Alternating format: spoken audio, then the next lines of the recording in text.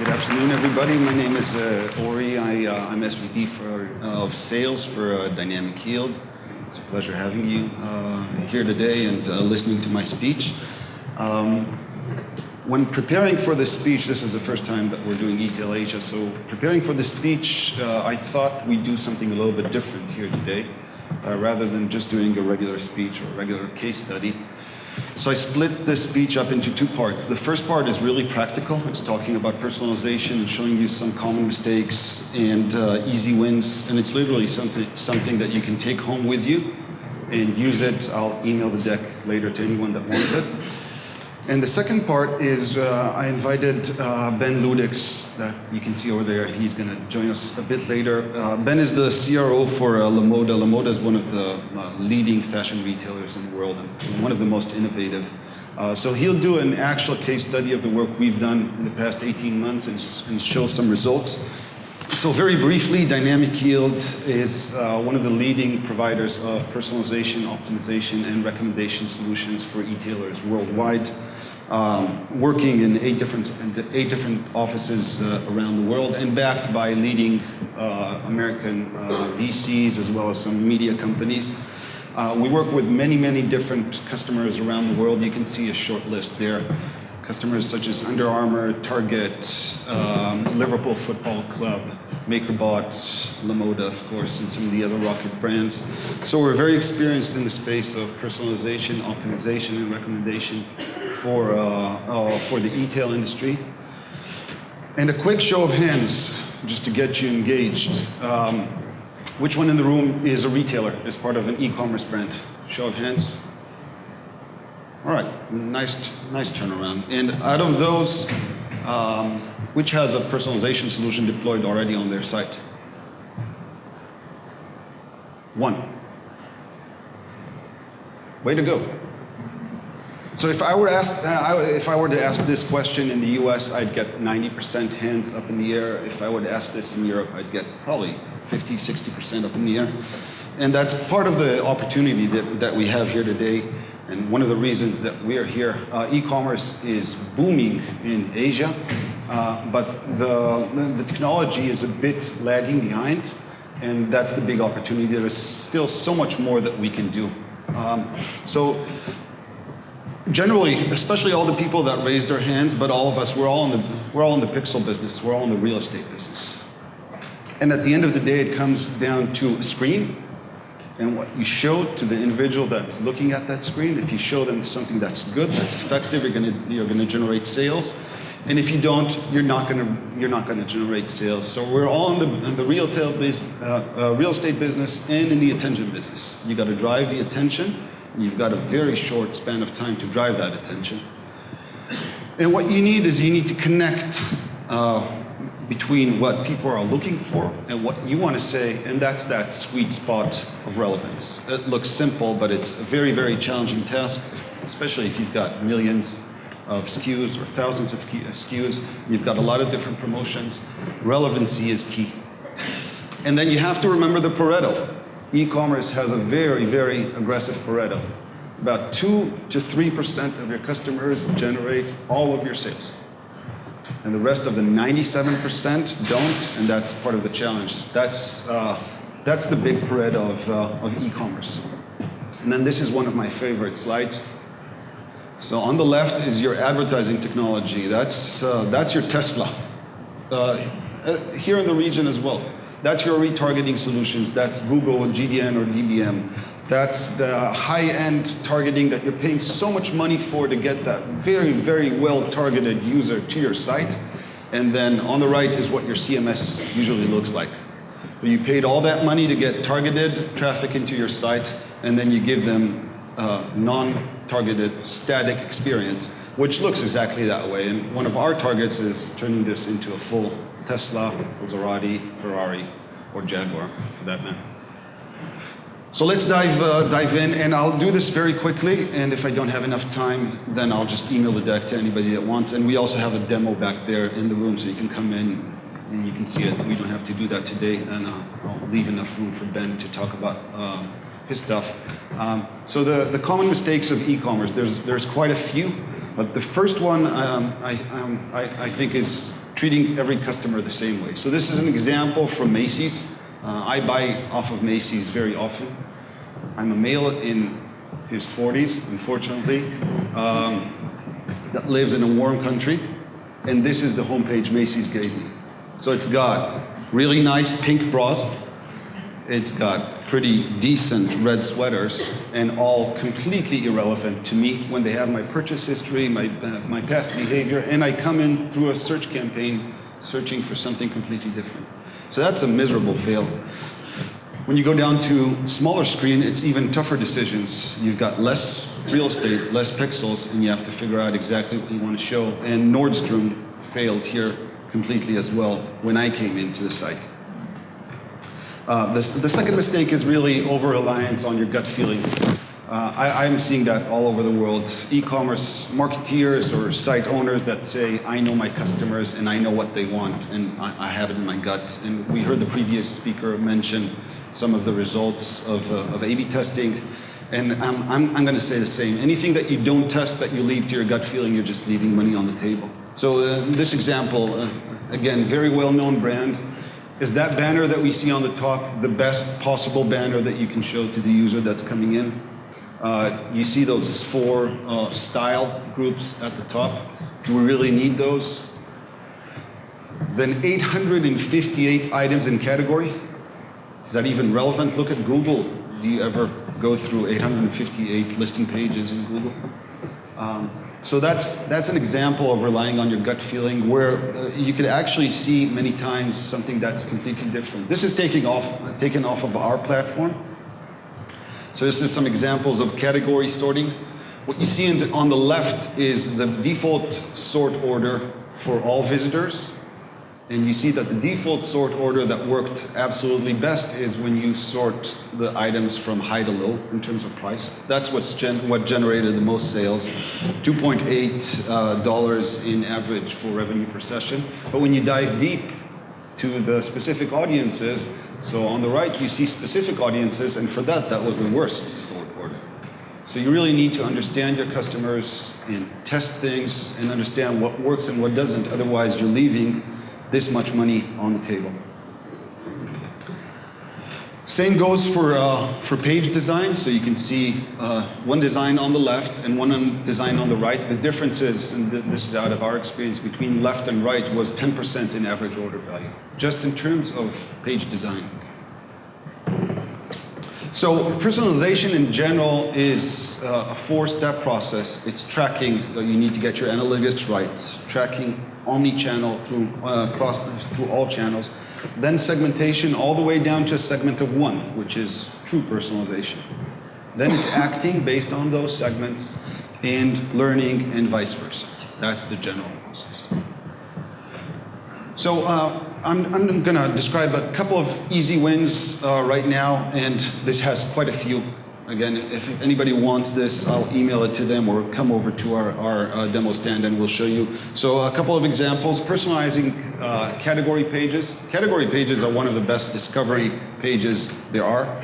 If you personalize them and you choose the right layout per person, as well as provide affinity for brand, gender, and color. So if a person likes the color pink, show them pinks in the category pages. If they don't, show them the right color, show the right sizes, don't show irrelevant sizes. Weather-based targeting depends on the region. For example, our experience in the US is a good example. You don't promote a bathing suit to a person that lives in Minnesota. That just doesn't work, and vice versa. And Ben will show some examples that are great from Russia. Optimizing product pages. A product page when coming in through search is not a product page, it's a landing page. If a person has searched for a hoodie, and they come into the product page off of Google, Yandex, whatever search, they're now in a landing page and not in a product page. When you give them that Pinterest type of discovery experience on the bottom, then you're going to get much, much better results. I'm going to run through these all the way just so you see a couple of these examples. And I'll note my email on the bottom here so you can email me if you'd like to get some of these slides, and I want to leave enough room to invite Ben from Lamoda to come in and show a case study on what we've done together. Ben, please.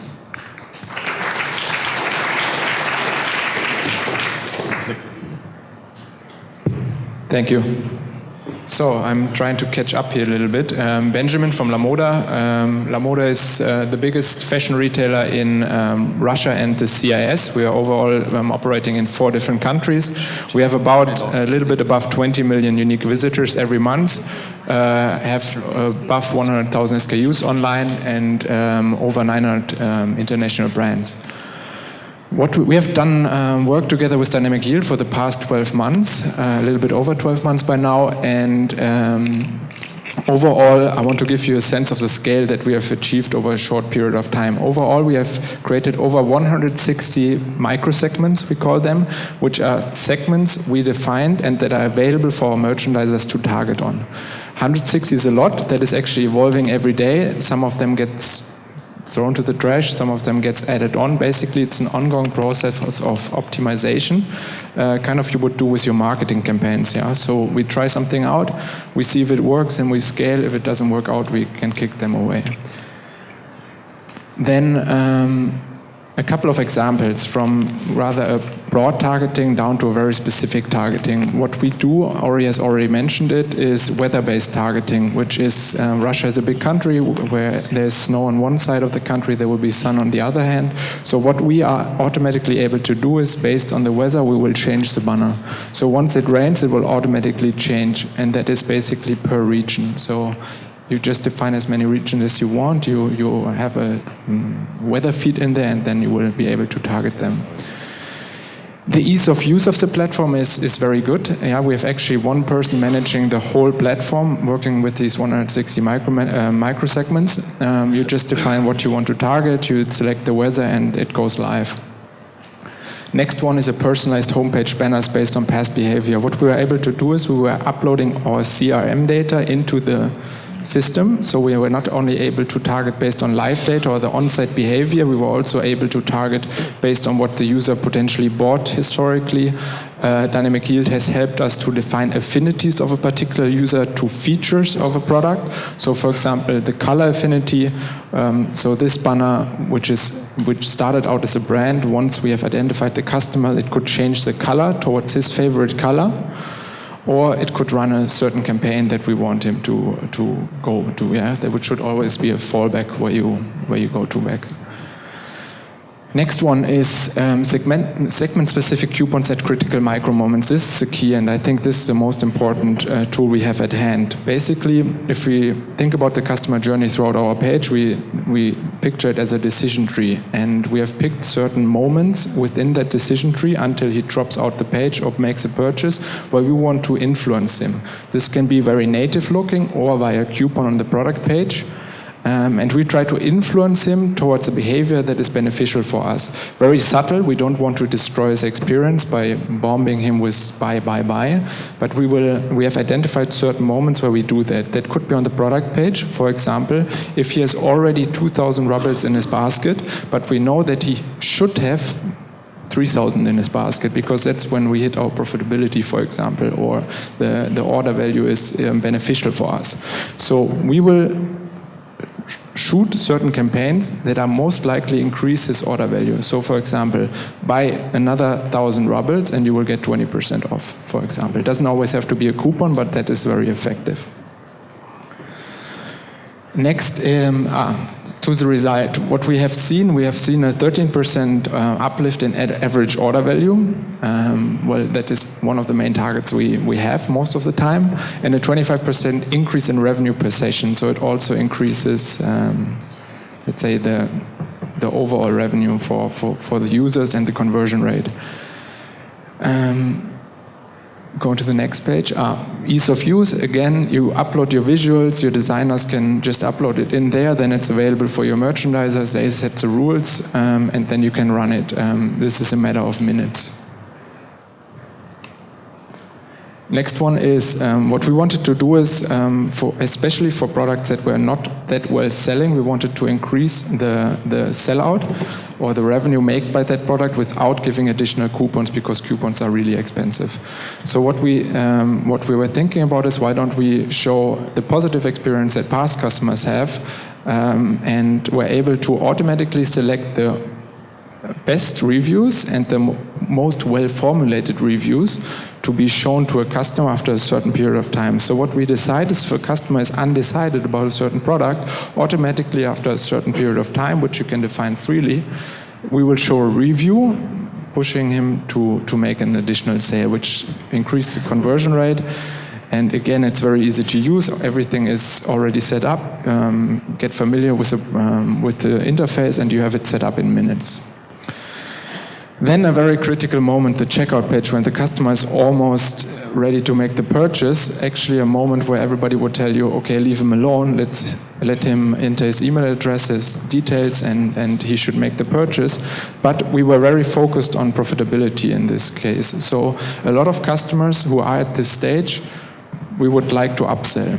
And it's a great, well, it's kind of a dangerous moment, but it's actually everything is almost done, so you can make your calculation, and Dynamic Yield is able to make that calculation live. So based on whatever the status of this customer is, plus where we want him to go, we can offer him something. So for example, if we know he has 5,000 rubles in his basket, he's about to check out, but we want him to buy an additional item, or for example, well, let's think a moment. If he bought one shoe, yeah, we could even say, okay, the return rate of that shoe, because the size is a little bit too large, it's more beneficial for us if he orders a second shoe, and then at least he has a higher chance that he actually buys one. So this banner doesn't necessarily have to say, okay, you get 1,000 rubles off. It could say, why don't you buy another shoe? We give you 5% off if you buy another shoe. And anyways, it's at no cost for you, can freely return, and we have a higher chance to actually make that purchase. This created a 1.5% uplift in AOV, and a 1%, it's kind of cannibalizing with the other micro moments, because actually this is nothing else than a micro moment. So, but the additional uplift on top of these other micro moments is 1.5.